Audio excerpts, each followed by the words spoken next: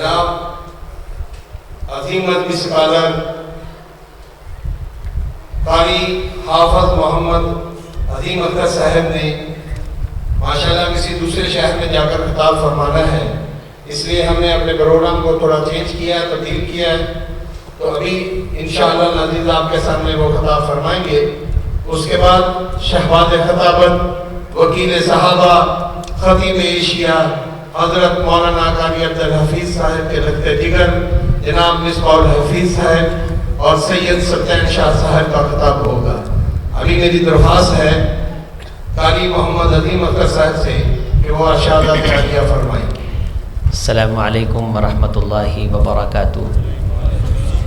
بسم اللہ والصلاة والسلام علی رسول اللہ وعلی آلہ واصحابہ واتباعہ ومن والاه۔ قال اللہ تعالی انا انزلناہ فی لیلۃ مبارکہ انا کنا منذرین فیہا یفرق کل امر حکیم امرا من عندنا۔ وقال النبی صلی اللہ علیہ وسلم مثل المؤمن الذي يقرأ القرآن كالأترجة ريحها طيب وطعمها طيب او كما قال علیہ الصلاۃ والسلام۔ نشہ پلا کے گرانا تو سب کو آتا ہے، مزہ تو جب ہے کہ گرتوں کو تھام لے ساقی۔ جو بادہ کش تھے پرانے وہ اٹھتے جاتے ہیں، کہیں سے آبے بقائے دوام لے ساقی۔ کٹی ہے رات تو ہنگامہ گستری میں تیری، سحر قریب ہے اللہ کا نام لے ساقی، سحر قریب ہے اللہ کا نام لے ساقی۔ تمام تر تعریفات اللہ کے لیے اور بہت بہت درود و سلام سید الکونین امام الہدا جناب محمد الرسول اللہ صلی اللہ علیہ وسلم کی ذات اعلیٰ و بالا کے لیے۔ معزز علماء کرام، مشائخ اعظام، عزت مآب حاضرین، عزیز دوستو، بزرگوں، نوجوان بھائیوں، پردہ نشین اسلامی ماؤں اور بہنوں، اللہ کے خاص فضل اور اس کے خاص کرم سے ہم اس بابرکت رات میں تکمیل قرآن کی محفل میں جمع ہیں جس رات کے رات ہونے کی قسم اللہ نے قرآن مجید میں اٹھائی ہے۔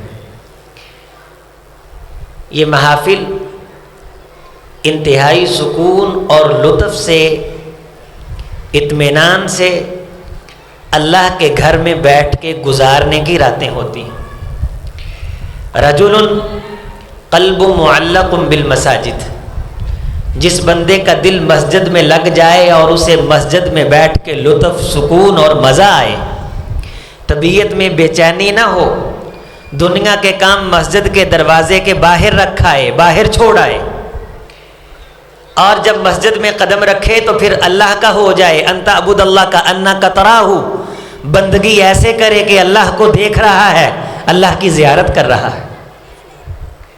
یا یہ خیال دل میں رکھے کہ اللہ اسے دیکھ رہے ہیں۔ جب کوئی شخص مسجد کی طرف چل پڑتا ہے وہ حالت عبادت میں ہوتا ہے۔ دیارکم تکتب آثارکم، اے اہل ایمان تمہارے جو گھر دور ہیں نا، وہاں سے اٹھنے والے قدم مسجد کی طرف جو آتے ہیں ان قدموں کو بھی اللہ عبادت بنا دیتا ہے۔ تو مسجد میں بیٹھنا تو بالاولیٰ عبادت بن جاتا ہے۔ موبائل کی ٹون کی طرف توجہ نہ ہو، ارد گرد توجہ نہ ہو، اللہ کی بات کی طرف، ذکر کی طرف، فکر کی طرف۔ حضرت ابوبکر صدیق رضی اللہ تعالی عنہ ایک بزرگ صحابی کو پیشکش کرتے ہیں کہ آپ اتنی دور سے آتے ہیں، میں اپنی جیب سے تمہیں محمد الرسول اللہ کے پڑوس میں مکان لے کے دیتا ہوں۔ انا اريد اشتريت بیتا، میں تیرے لیے اپنی جیب سے گھر، وہ بھی تیرا رہے گا۔ تم دور سے آتے ہو، تمہیں تکلیف اور کلفت ہوتی ہے، میں تمہیں مسجد نبی کے قریب گھر لے کے دیتا ہوں۔ وہ بابا جی حضرت ابوبکر صدیق رضی اللہ تعالی عنہ کو کہنے لگے، ابو بکر بیٹے مجھے یہ بات بتاؤ، جب میں اللہ کے رسول کے پڑوس میں گھر لے لوں گا، میرے اور مسجد نبوی کے درمیان قدموں کا فاصلہ کم نہیں ہو جائے گا؟ کہا کم ہو جائے گا۔ کہا جب قدم کم ہوں گے، نبی صلی اللہ علیہ وسلم نے یہ حدیث فرمائی کہ میں نے خواب میں اللہ کو دیکھا۔ اہل حدیث کا منہج اور عقیدہ ہے کہ اللہ کے رسول نے خواب میں اللہ کو دیکھا ہے۔ ہم تو ہیں بندے غلامی کے، ہمارے حبیب نے فرمایا کہ میں نے خواب میں دیکھا، ہم ایمان لے آئے۔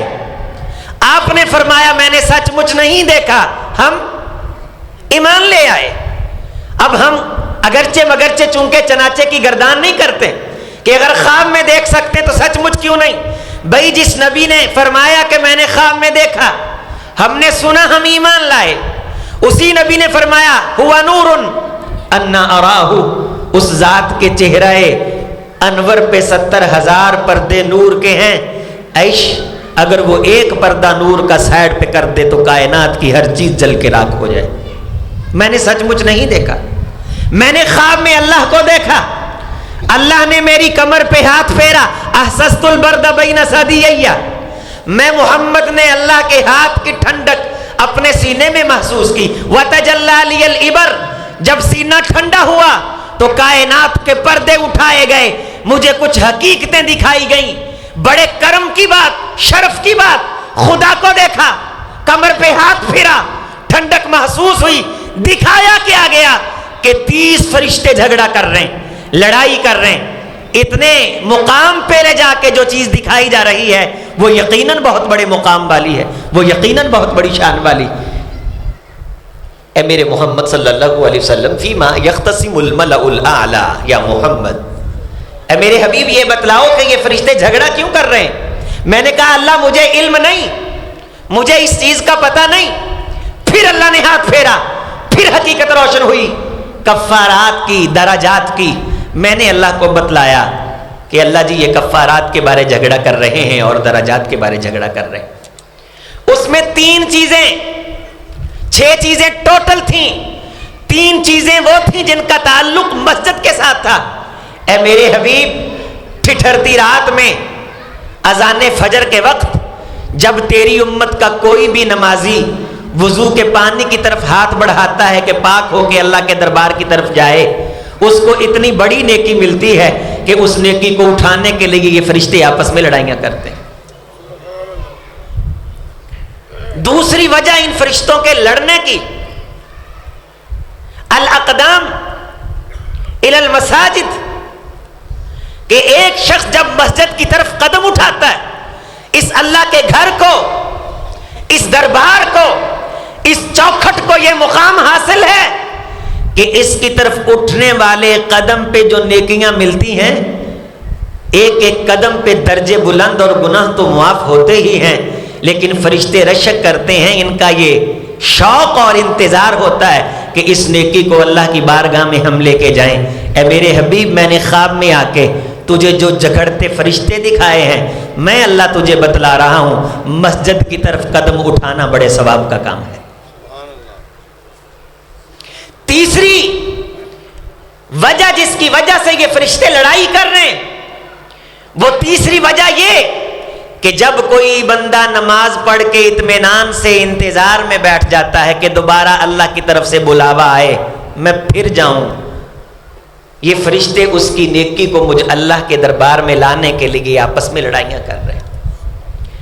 اس گھر میں آ کے اطمینان، اس گھر میں آ کے سکون، اور اس گھر میں جو سکون برستا ہے، اس سکون کے برسنے میں قرآن کی تلاوت کا مرکزی کردار ہے، جس کی ہمارے برادر بڑے بھائی قاری خالد صاحب حافظہ اللہ، آپ حاجی بشیر صاحب رحمہ اللہ رحمتاً واسعہ نے قیام اللیل میں تکمیل کی ہے۔ میرے عزیز دوستو، یہاں قرآن سنانے والا، نماز پڑھنے اور سننے والا، اور ان نمازیوں کا انتظام کرنے والا، قلب معلق بالمسجد، جس کا دل، ذہن، فکر مسجد کے ساتھ جڑ جاتا ہے۔ میں انتظام کروں، میں صفیں بچھاؤں، نمازی آئیں، اشتہار چھپیں، ساؤنڈ اچھا ہو، نمازیوں کے بیٹھنے کا انتظام ہو، پنکھے ہوں، پانی ہو۔ امام الہدا جناب محمد رسول اللہ صلی اللہ علیہ وسلم نے فرمایا، ان تینوں کو قیامت کے دن اللہ برابر اٹھائیں گے اور کسی کو دوسرے سے کم تر درجہ نہیں دیں گے. پڑھنے والا، پڑھانے والا اور ان دونوں کے لیے انتظام کرنے والا. آج اس شہادت کے موقع پہ تمام وہ ساتھی جنہوں نے قیام کیا اور قیام کروایا اور جنہوں نے ہمارے نمازیوں کے لیے انتظامات کیے، وہ سبھی کے سبھی مبارکباد کے مستحق ہیں کہ انہوں نے یقیناً وہ نیکیاں کی ہیں کہ جن نیکیوں کو چھونا فرشتے بھی اپنے لیے فخر اور سعادت سمجھتے ہیں. میں آج کی اس اختتامی تقریب میں، قسمت کی رات ہے یہ لیلۃ القدر، اس میں تقدیریں لکھی جاتی ہیں، اس میں فیصلے لکھے جاتے ہیں، اس میں خیریں لکھی جاتی، اس میں رزق لکھا جاتا ہے، اس میں تجارتیں لکھی جاتی. کس نے فقیر ہونا ہے اس رات میں لکھا جاتا ہے، کس نے بادشاہ ہونا ہے اس رات میں لکھا جاتا ہے.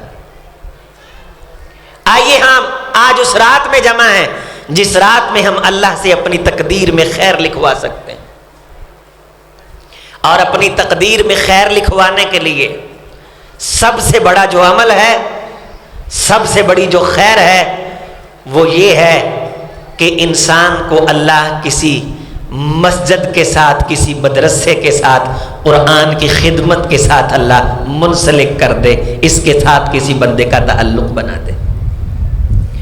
من قام مع الامام، جس بندے نے امام کے ساتھ قیام کیا، اللہ اس کی ساری زندگی کے پاپوں کو معاف کرتا ہے، اس کے گناہوں پہ عفو کا قلم پھیرتا ہے.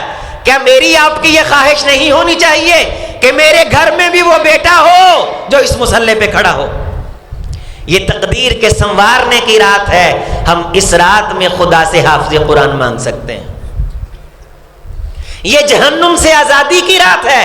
اس مسجد میں بیٹھ کے، اللہ کے گھر میں بیٹھ کے جس کی طرف قدم اٹھانے پہ فرشتے پروٹوکول دیتے ہیں، یہاں آنے والا جب ہاتھ پھیلاتا ہے اسے محروم نہیں کیا جاتا ہے، اسے خالی واپس نہیں لوٹایا جاتا. ہم اللہ سے یہ دعائیں مانگیں، اللہ ہمیں قرآن پڑھنے والی زبانیں عطا کر دے. وہ شخص جس کی صبح کا آغاز نماز فجر کی تلاوت سے ہو جائے، فَهُوَ فِي ذِمَّةِ اللَّهِ، اس کی ذمہ داری مجھ خدا کے ہاں ہے.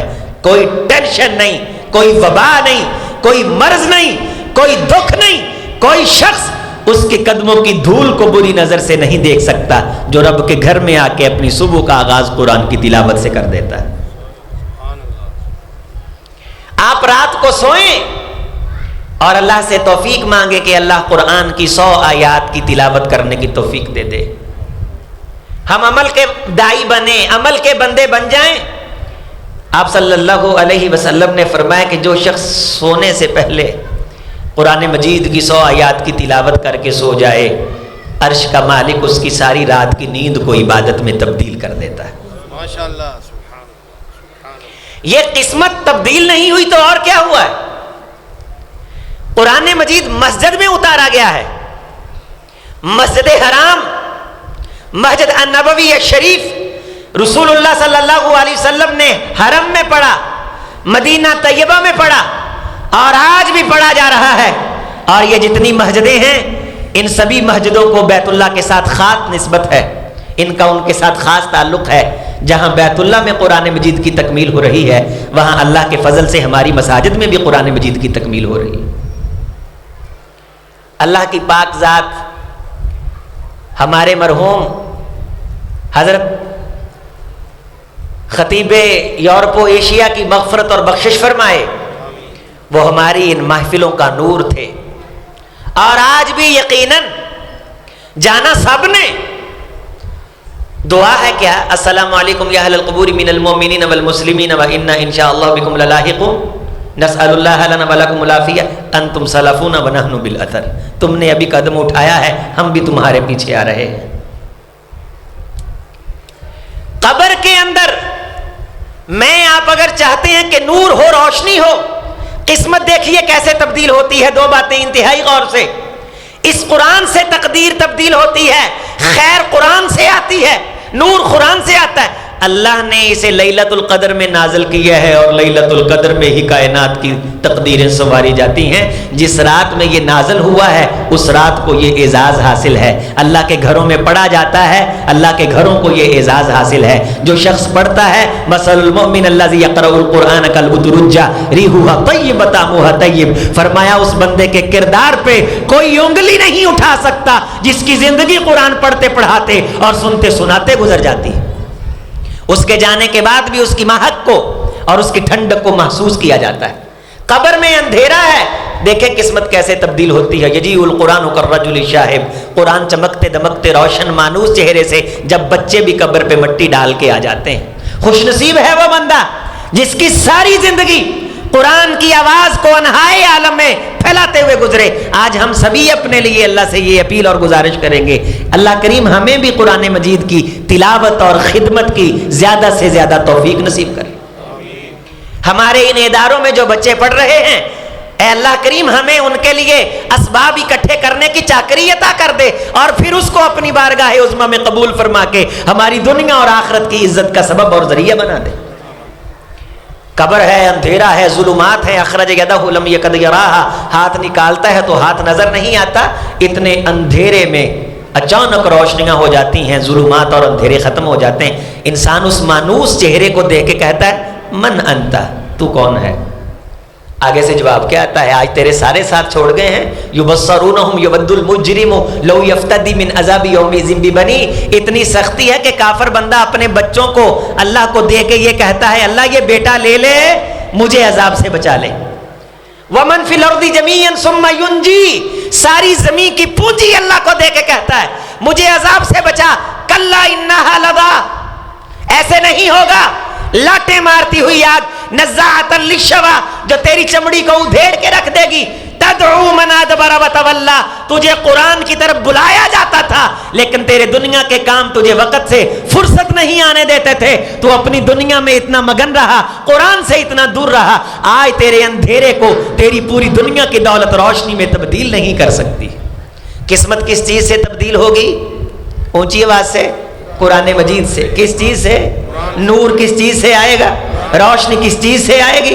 منور, ضیاء پاشیاں, انسان کے دل کے خوف ختم ہو جائے. من انت, تو کون ہے؟ انا القرآن سحرت لیالک وازمعت نہارک, میں تیرا وہ قرآن ہوں جس کو تو راتوں کو پڑھا کرتا تھا اور دن کو پڑھا کرتا تھا. تبرک کے لیے, ہاتھ لگانے کے لیے رکھا ہے یا میرے نوجوانوں پڑھنے کے لیے رکھا ہے؟ وہ کان مبارکباد کا مستحق ہے جس کو قرآن سن کے سکون آتا ہے. وہ آنکھ مبارکباد کی مستحق ہے جو قرآن کو دیکھ کے سکون محسوس کرتی ہے. اے کعب, تجھے مبارک محمد الرسول اللہ اس لیے دیتے ہیں کہ میں محمد نے تجھ سے قرآن کا سوال کیا ہے اور تو نے محمد کو جواب دے کے محمد الرسول اللہ صلی اللہ علیہ وسلم کی آنکھوں کو ٹھنڈا کر دیا. ہمیں سکون کس چیز پہ محسوس ہوتا ہے؟ بچے کے اندر بڑا ٹیلنٹ ہے, بچے کے اندر بڑی جناب بڑی ڈگری ہیں, بچے نے سی ایس کر لیا, فلاں کر لیا, ڈھینگ کر لیا. امام الہدا نے فرمایا روح زمین کی ڈگریاں کسی بندے کے پاس ہوں, اگر قرآن کا کوئی ٹکڑا اس کے سینے میں نہ ہو, اس کا سینہ ویران جنگل ہے, الووں کا اڈا ہے. لوگو سینہ وہ سینہ ہے جس میں قرآن ہے, ذہن وہ ذہن ہے جس میں قرآن ہے. قسمتیں تبدیل اس سے, تقدیریں تبدیل اس سے, خیریں اس سے, جنت اس سے, اللہ کی رضا اس سے, خوشنودی اس سے. یہ وہ کتاب مبین ہے کہ جس کو انسان اپنے ہاتھ میں اگر پکڑ لیتا ہے تو یہ قسم اٹھا کے کہتی ہے, مسند احمد کی حدیث ہے, اور مجھ سے یاری لگانے والے, مجھ سے محبت کا ہاتھ میری طرف بڑھانے والے, قیامت کا دن ہوگا سبھی تیرا ہاتھ چھوڑ جائیں گے, میں قرآن تیرا ہاتھ نہیں چھوڑوں گا. جعلہ امامہ قادہ الی الجنہ, جس نے اسے سامنے رکھا ہوگا یہ قرآن قیادت کرتے ہوئے اسے جنت کا مہمان بنائے گا. ومن جعلہ خلفہ ساقہ الی النار, جس نے اسے پیچھے پھینکا ہوگا یہ قرآن اسے دھکے مار کے دوزخ میں پھینکے گا.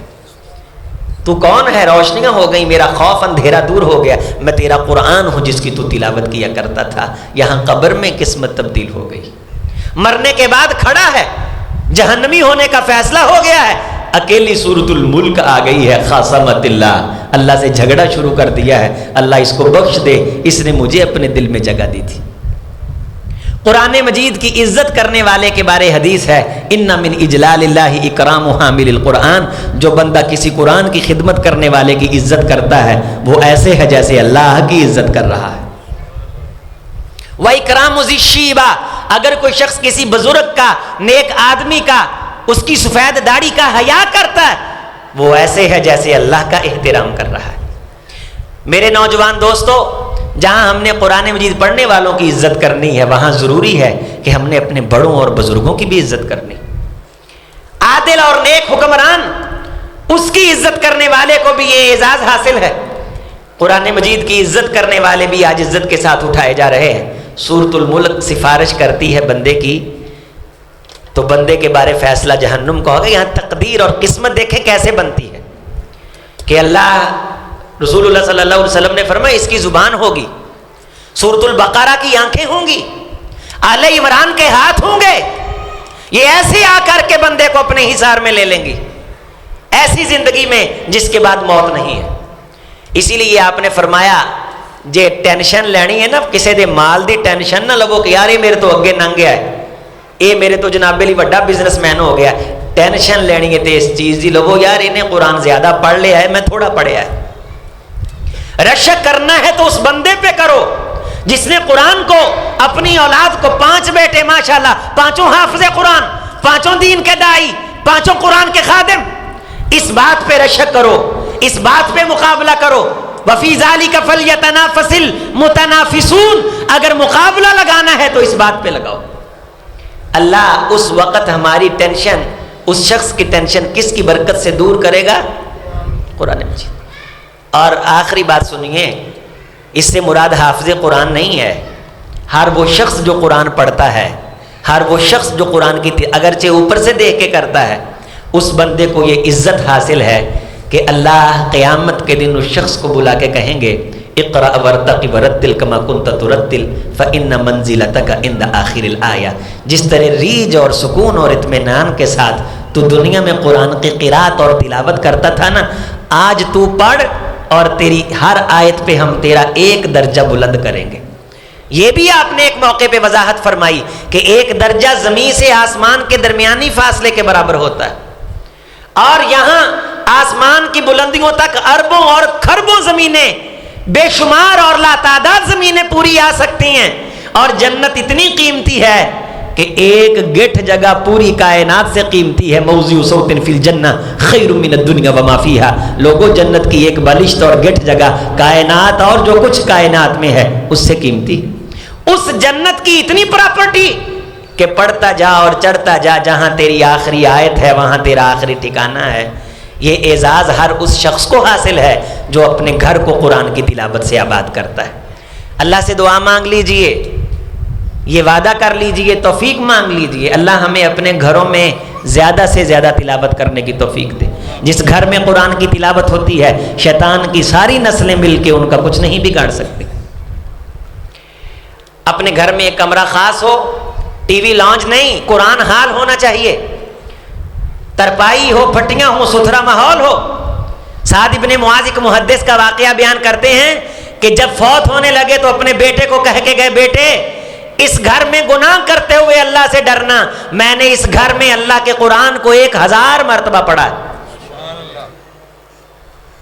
جس گھر میں قرآن کی تلاوت کی جاتی ہے وہاں آسمان سے لے کے زمین کی گہرائیوں تلک فرشتوں کے حصار قائم ہو جاتے ہیں، اور جس گھر میں قرآن پڑھا جاتا ہے اس گھر کو آسمان کے فرشتے ایسے روشن دیکھتے ہیں جس طرح ہم آسمان کے ستاروں کو روشن دیکھتے ہیں۔ روشنیاں کس سے آئیں گی؟ کس سے؟ اور ان گھروں میں الحمدللہ قرآن پڑھایا جاتا ہے۔ ہم بھی اپنے گھروں میں اہتمام کریں گے، اپنے بچوں کو قرآن کی تعلیم کے لیے اونچی آواز سے وقف کریں گے، اونچی آواز سے انشاءاللہ۔ اس رات میں اللہ ہماری قسمت میں اگر اس نور کی دولت کو سمیٹنے کی سعادت لکھ دیتا ہے، یہ سودا ہمارے لیے انتہائی نفع بار ہے، انتہائی ثمر بار ہے۔ اللہ کریم ہمارے سنانے والے قاری صاحب، قاری خالد صاحب کا سنایا ہوا قبول فرمائے، ان کے والدین کے لیے صدقہ جاریہ بنائے۔ آپ علیہ السلام کا فرمان ذیشان ہے کہ جو بندہ قرآن پڑھتا اور اس کے ساتھ تعلق رکھتا ہے، قیامت کے دن اللہ اس کے والدین کو پوری کائنات کے سامنے پروٹوکول دیں گے، اور اللہ بذات خود اس کے والدین کو عزت اور وقار اور سٹیٹس کے 2 جوڑے پہنائیں گے۔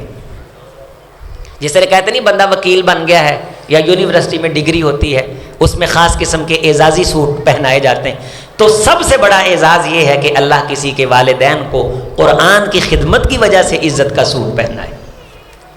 اللہ تعالیٰ ان کے والدین کو وہ اجر عطا فرمائے۔ ہمارے معزز نمازی ساتھی جن کے لیے ہم ہمیشہ دعا کرتے ہیں، آپ تمام حاضرین جن کے لیے ہمیشہ دعائیں رہتی ہیں، اور ہمارے تمام ذمہ داران، یہ ہمارے اوپر حق ہوتا ہے کہ ہم اپنے ذمہ داروں کے لیے دعا کریں۔ من لم یشکر الناس لم یشکر اللہ، رسول اللہ کا فرمان ہے کہ جو لوگوں کا شکریہ ادا نہیں کرتا اسے پھر اللہ کا شکریہ ادا کرنے کی توفیق بھی نہیں ملتی۔ میں دعا لینے کے لیے آپ کے سامنے، جہاں میں نے حضرت خطیب ایشیا وکیل صحابہ کے لیے دعائیں کی اور ہمیشہ ہو رہی ہیں، پروفیسر نجیب اللہ تارک صاحب کیا فرما رہے تھے کہ انشاءاللہ تذکرے چلتے رہیں گے، یعنی زبانوں پہ اچھے تذکرے، یہ کوئی چھوٹی دولت نہیں۔ ابراہیم علیہ السلام اللہ کے کتنے لاڈلے نبی، کہ ان جیسا مقام کسی دوسرے کو حاصل نہیں، کہ رسول اللہ فرمایا کرتے تھے کہ میں ابراہیم کا بیٹا ہوں۔ میں کون ہوں؟ میں سب سے بڑے مقام پہ معراج پہ رسول اللہ نے کن کو دیکھا؟ جناب ابراہیم علیہ السلام کو۔ جب دنیا سے جانے لگے اللہ نے کہا ابراہیم میں تجھ سے راضی بڑا ہوں، تو مجھ سے مانگ، جو مانگے گا میں تجھے ادا کروں گا۔ کہا وجعل لی لسان صدق فی الآخرین، اللہ تو نے پیشکش کی ہے تو میں تجھ سے مانگتا یہ ہوں جب میں دنیا سے چلا جاؤں تو لوگوں کی زبان پہ میرے بارے اچھے الفاظ آ جائیں، میرا تذکرہ خیر جاری رہے۔ ہر وہ شخص جو اللہ کے دین کی خدمت کر کے زندگی گزارتا ہے اس کے بارے یقیناً تذکرہ خیر اللہ جاری و ساری فرما دیتے ہیں۔ ابراہیم علیہ السلام کو جناب محمد رسول اللہ صلی اللہ علیہ وسلم نے پوچھا تھا کہ ابا جی اللہ نے آپ کو اتنا مقام دے دیا ہے کہ بیت المعمور جہاں فرشتے کو داخل ہونے کا موقع نہیں ملتا، آپ پکے پکے یہاں بیٹھے ہوئے، اس کی وجہ کیا ہے؟ فرمایا بیٹے محمد صلی اللہ علیہ وسلم یہ اس وجہ سے ہے کہ میں نے اللہ کے گھر کو اپنے ہاتھوں سے آباد کیا، اور اپنی امت کو پیغام دینا کہ اللہ کے گھر میں آ کے پھر جی بھر کے پھل کھا کے جایا کرے، جی بھر کے دسترخوان سے میوے چن کے جایا کرے۔ ابا جی میوے کیا ہیں؟ فرمایا وہاں بیٹھ کے ارد گرد کی باتیں نہیں، اگر آ جائیں تو اللہ کا ذکر کریں، اللہ کا ذکر سنیں۔ جب بیٹھ کے وہ اللہ کا ذکر کرتے یا سنتے ہیں اللہ جنت کی چٹیل زمین میں ان کے ناموں کے درخت لگانے شروع کر دیتا ہے۔ اللہ تعالی حاجی اکرم صاحب کو صحت و عافیت والی زندگی دے، ہمارے محسن ہیں، اللہ تعالیٰ ان کی خدمات کو قبول فرمائے، صحت و عافیت والی زندگی دے۔ اسی طرح ہمارے یہ تمام دوست اس قافلے کی، اس لشکر کی سرپرستی کرتے رہیں، حوصلہ بڑھاتے رہیں۔ شاباش دینا ان کا ہمارے حوصلوں کو بڑھاتا ہے، اور اللہ کے خاص فضل و کرم سے ہمارے جتنے یہاں نمازی ساتھی آتے ہیں وہ سارے کے سارے ایک پورے کا پورا محبت کا آپس میں سلوک رکھتے ہیں۔ واللہ العظیم پاکستان بھر کی ہم مساجد میں جاتے ہیں لیکن ایک خاص پیار کا ماحول ہے، ایک دوسرے کو دیکھ کے مسکرانے کا ماحول ہے۔ یہ ماحول، اس میں مزید کشادگی آنی چاہیے، اس میں مزید رکھ رکھاؤ آنا چاہیے، اس میں مزید ایک دوسرے کے بارے اچھے جذبات آنے چاہیے۔ اللہ حاجی سعید صاحب کو جزائے خیر دے، چودھری نواز جٹ صاحب کا چہرہ اللہ ہنستا مسکراتا رکھے، ہمارے حاجی عبداللطیف صاحب کو اللہ صحت و عافیت والی زندگی دے۔ جتنے معاملین یہاں تھے دنیا سے جا چکے، انتظامیہ میں تھے، علماء میں سے تھے، خطباء میں سے تھے، قاری حبیب اللہ بسمل رحمہ اللہ، ان سے پہلے کے جو لوگ تھے اللہ سب کی قبریں منور کر دے۔ حضرت خطیب ایشیا رحمہ اللہ رحمۃ واسعہ، جن کا تذکرہ آپ کسی گاؤں کی چھوٹی سی مسجد میں چلے جائیں تو وہاں بھی انشاءاللہ آپ کو ملے گا۔ آپ راوی کے کنڈے پہ کسی آپ ککھوں کی بنی ہوئی مسجد میں چلے جائیں وہاں بھی آپ کو تذکرہ ملے گا۔ اللہ تعالیٰ ان کے ہوتے ہوئے جو خیریں برستی تھیں ہمیں ان خیروں سے محروم نہ کرے، وہ خیریں اسی طرح اترتی اور برستی رہیں۔ اللہ اپنے بندے سے خوش اور راضی ہو جائے، اللہ ہماری سرپرستی کرے، اللہ ہمارا نگہبان ہو۔ آپ سب کا آنا اللہ قبول فرمائے۔ ہم نے انشاءاللہ زیادہ سے زیادہ وقت قرآن مجید کی تلاوت کو دینا ہے۔ اقول قولی ھذا استغفر اللہ لی ولکم ولسائر